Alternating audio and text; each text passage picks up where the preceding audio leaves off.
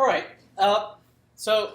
We have in our assignment we have the following domain objects. Right? We have users.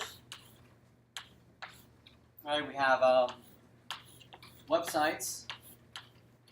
We have pages, and we have widgets. Okay. They're all domain objects.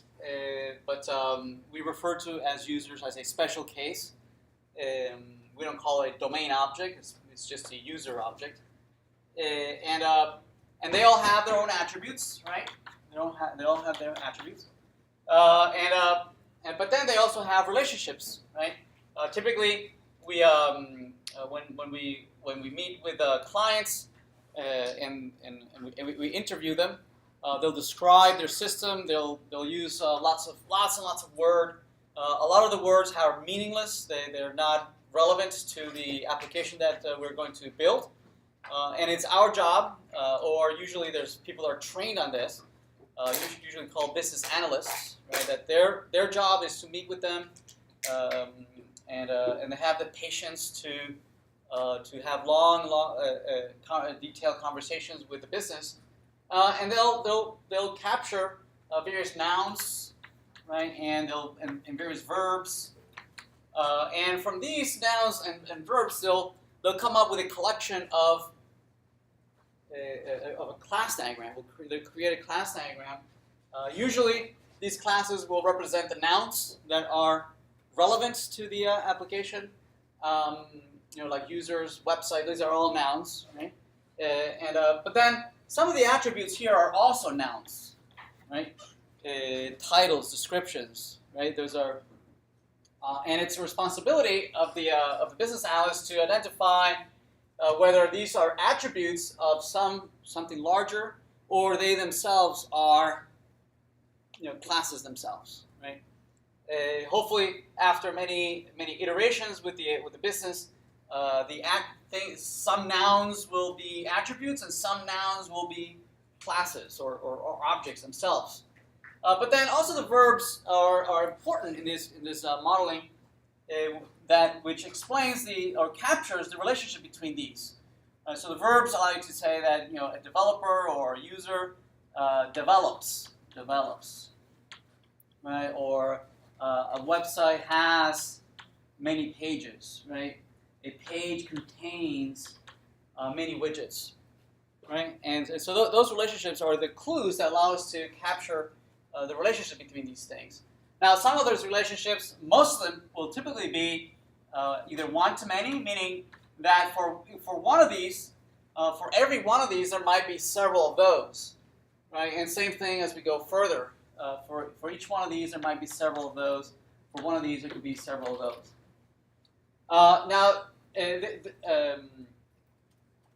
Now, typically in relational databases, we would implement these kinds of relationships using a mechanism that is referred to as the foreign key to primary key implementation, where the primary key is our underscore ID. Okay, our underscore ID uniquely identifies a particular instance of a user, or a particular instance of a website, or a particular instance of a page, and so on and so forth.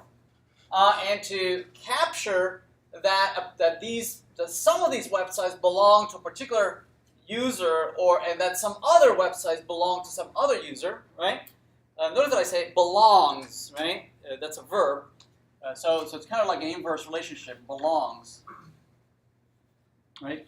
And usually we put arrows to indicate the way the action occurs, right? That a user develops or a developer develops websites, or the website belongs to a developer, right? Arrows also capture that kind of description.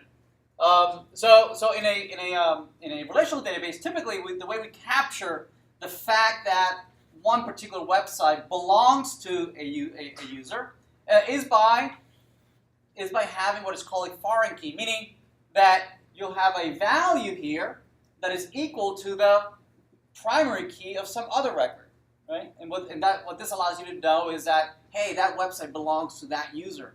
And we did that, right, in the first couple of assignments. Right? We had the arrays of websites having links back to the developer, correct? Yep. So we were inadvertently implementing this kind of relationship, foreign keys back to primary key.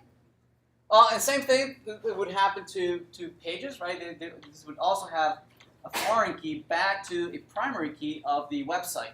Again, the primary key of the website being the _ID field of that website, correct? Okay. So this is basically saying that, right, the page, right, belongs to a particular website, or the widget belongs to a particular page. Yes. Right.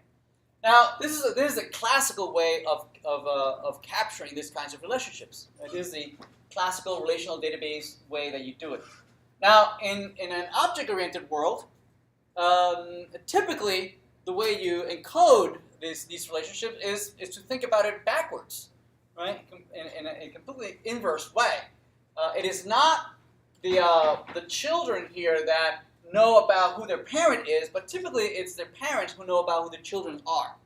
Right? Typically, you have, if this were Java or some other object-oriented language, you would create a user class and a website class and a page class and a widget class, and then each parent would have an array would have an array of websites, and then the website would have an array of pages, and pages would have an array of widgets. See that? The relationship, the modeling of this data, the actual implementation of this of the data model would be backwards from what RDBMS do. Okay. Now in relational databases you can't implement this. In relational database you cannot implement arrays of anything, right?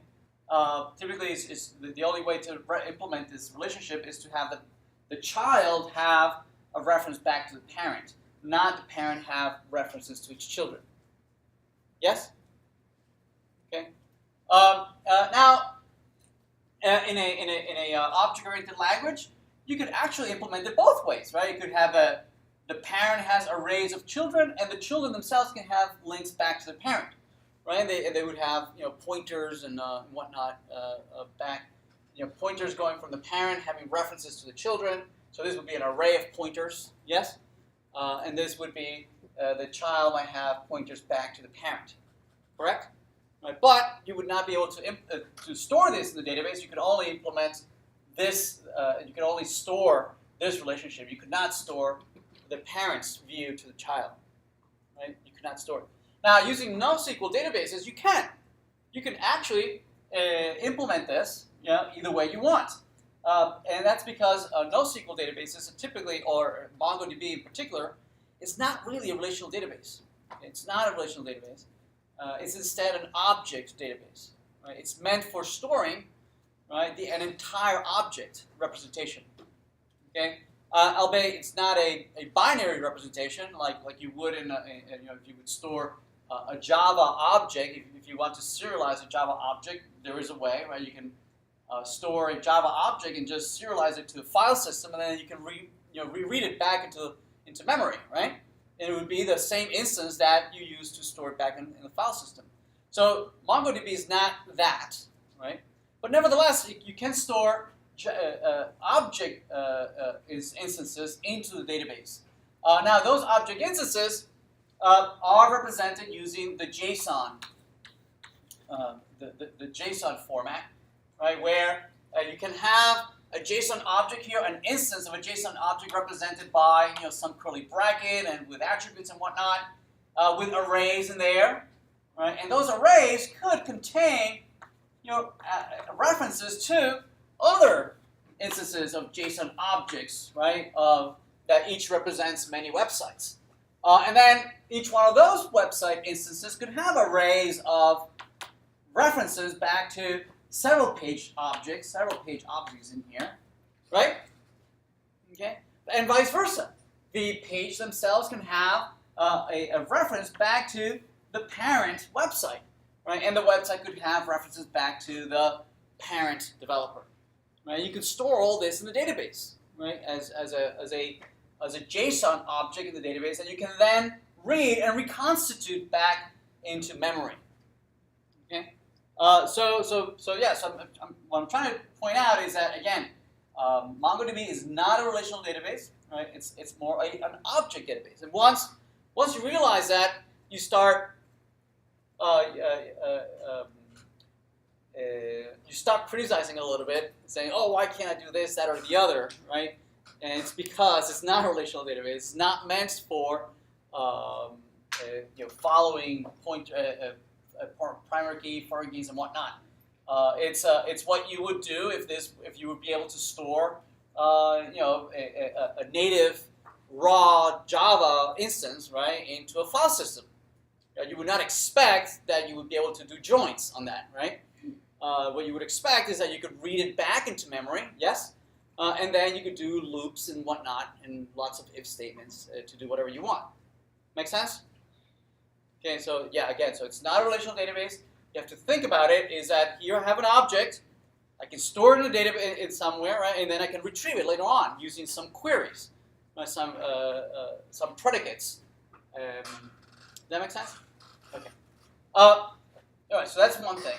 So the next thing is that now that we accept the fact that this is not a relational database, it's an object database, we still can implement certain aspects of what we are already familiar with. This foreign key, primary key encoding, that's perfectly doable in an object-oriented in an object database, right? We can still have references between documents, yes? So that's okay. So everything we could do with a database for data modeling, we can also do in an object database, yes? But we can go further. We can do many other things that we cannot do in a relational database, at least in the data model portion of this, okay? So one of the things that we cannot do in a relational database is to have the parent have references to its children. So let's look at what that would look like. Right, so you would have instances of a user one, right, that has references to many websites. So we have these are the websites can be an array, and each one of these arrays can have values 3, 4, 6, right? Presumably referencing instances of some websites. So you might have website 1 here that has ID 1, 2, 3, right? And then you have another website 2 which also has underscore ID equal to 3, 4. Right? And you have here another website 3 with underscore ID 3, 4, 5. Yes? Right? And so you could query the database asking, well, retrieve for me all the websites, right, that are in this array. Right? You can perfectly ask the database to do that, you could query it in several ways. Right? You could say, find me all the websites whose ID are in this array. That's one way.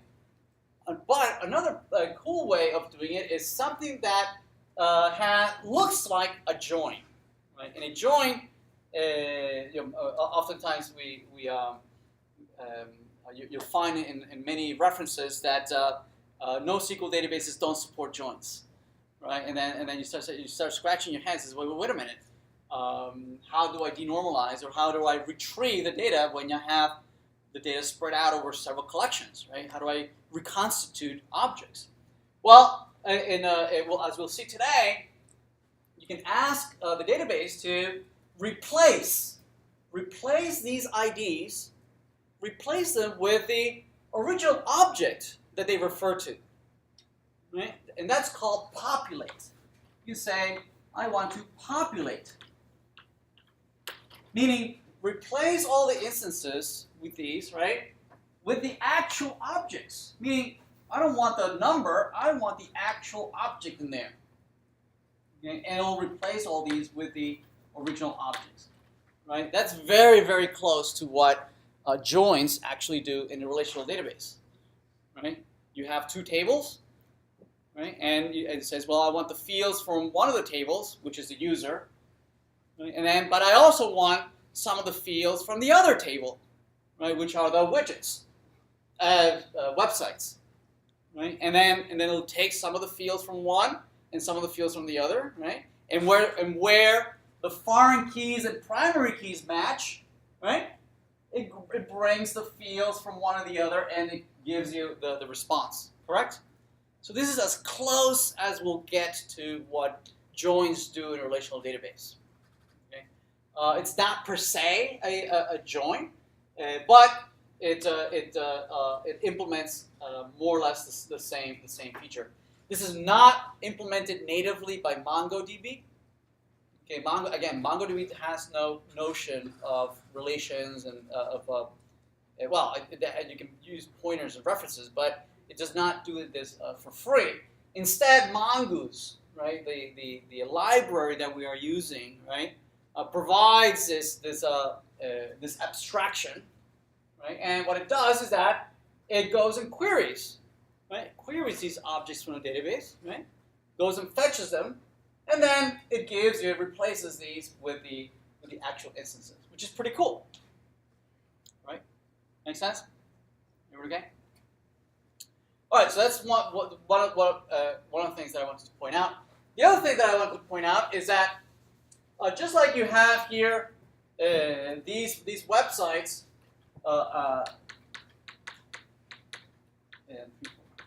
referencing this user referencing these websites, we also have that the websites refer to the user. So there's user 1, user 2, and user 3. Yes? Right? So this will allow me to navigate in either direction. Right? I could start at the user, and knowing the ID of the website, I can navigate down to the website. Right? Or vice versa. Right? If I have the website, I know who my parent is. Sorry, they're all U1s. Right, they're all referencing the same parent user. Right, so it allows me to navigate from the child back to the parent. And you could use populators again here. Right, so if I query a website and I have references to the user, I could ask these to be populated, and this would be replaced with the original user object, including the array of websites here, right? That would go in here. But careful, right? That we don't get into a circular populate, right? Where this is inserted in here, and this also wants to populate with the website that wants to populate the user that wants to populate the website. Careful, right? Well, it wouldn't allow us to do that anyway. Right? It wouldn't allow us to do that anyway. We have to explicitly say what it is that we want to populate. Right? So you can't get into a recursive population. Yes? So does populate occur when we store the data or when we extract it? When we retrieve it. When we extract it. Yeah. But it's very convenient, right? If I want to be able to not just have the ID of the user, but the actual user instance when I query for that website. Okay. Now, not always would you want to populate, right? Oftentimes, if you're only working with websites and it's irrelevant who the user is, I don't want the user. And so you could choose when to populate. Also, you can ask, what do you want to populate? Right? Maybe I don't want everything because the user had tons of information that is not relevant. Maybe I only want the username. Maybe I only want just the first name and last name. Right? And you could do that as well. Right? When you populate, you can ask, only give me these 3 fields. Okay? I don't care about the other websites, for instance. Right? I don't care about that. Make sense? All right, so notice that we have this going back and forth. Now, typically you wouldn't do both, right? Typically you would not implement both, where you have this referencing the children, the parent referencing the children using an array, and also the children referencing the parent. Right? Typically you'll choose one or the other, right? And then it depends on the use cases, and we'll talk about use cases in a minute. Now these references. Right, U1 here. Now, in relational databases, in classical relational databases, you would implement this, right? The child has references to the parent, okay? Oh, sorry, I didn't want to. And typically, the database is smart enough to know that, hey, you have references, right? You have these children who have references to a parent, okay? And if you try to remove the parent, the database is going to stop you and say you can't do that because you have children that are referring to you, okay? And we call that in database jargon, we say the database is maintaining referential integrity. It's making sure that if there are references, right, from one record to another record, that you don't have things go orphan all of a sudden, right? If you remove the parent, now you're left over with a child who has no parent, is referring to something that doesn't exist anymore, right? So you would first have to remove this and say you no longer have I am deliberately making you an orphan, right? And then I can remove the parent. Make sense? Okay. In Mongo, you don't have any of that. You are responsible for maintaining referential integrity yourself. Okay. Again, these are all objects, right? So typically you would not have both, because notice the work that you would have to do. If you have here W 1, 2, 3 and 2, 3, 4 and whatnot, if I remove W2, okay, I need to go back and update this and remove 2, 3, 4 from here. See that? The double work. I have to remove this, and I have to go back and update the user, right, to have references. Right?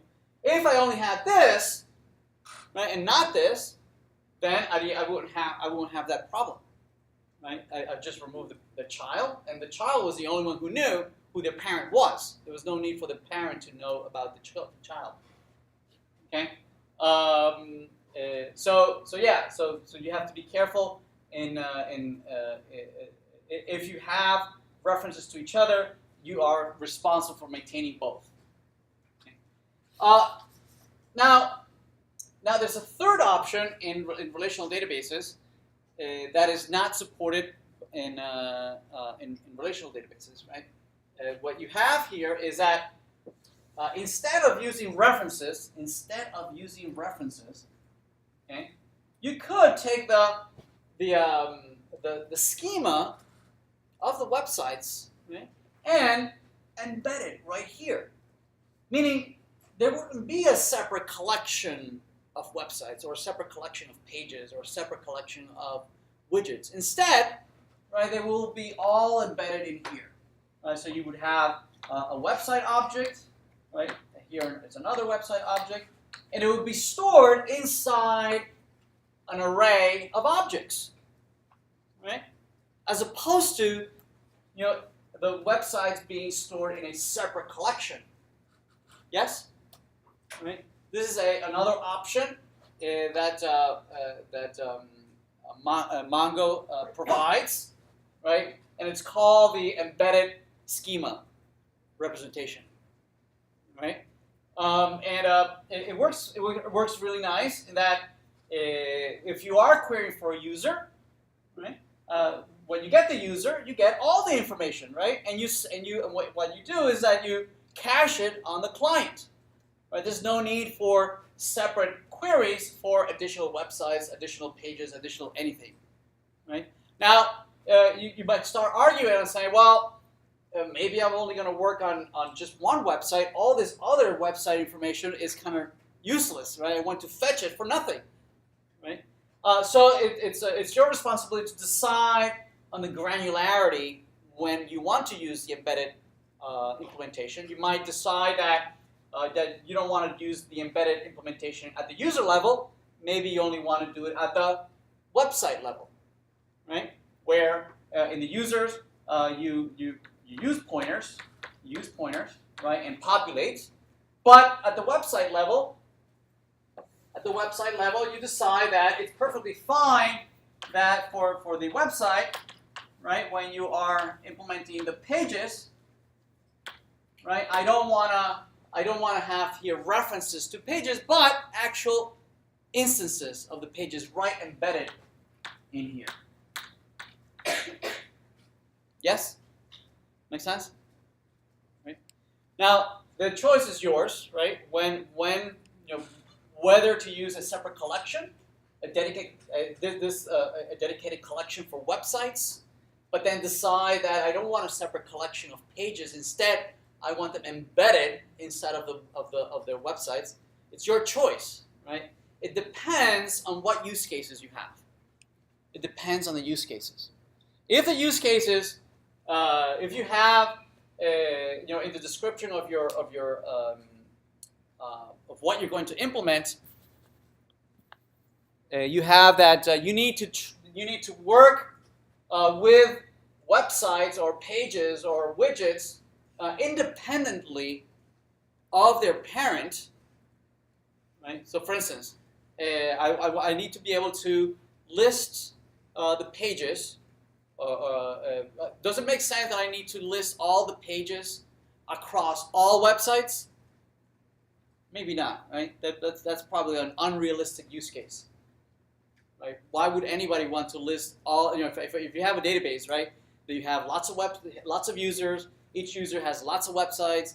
Each website has lots of pages. Does it make sense that I ever want to list all the pages across all websites, across all users? Maybe that's unrealistic. But what about would I want to be able to list all the websites across all users? Maybe that's a realistic use case, right? I want to be able to just list all of them, right, across all users. Yes? Meaning, regardless of who the user is, I want to be able to look at all the websites.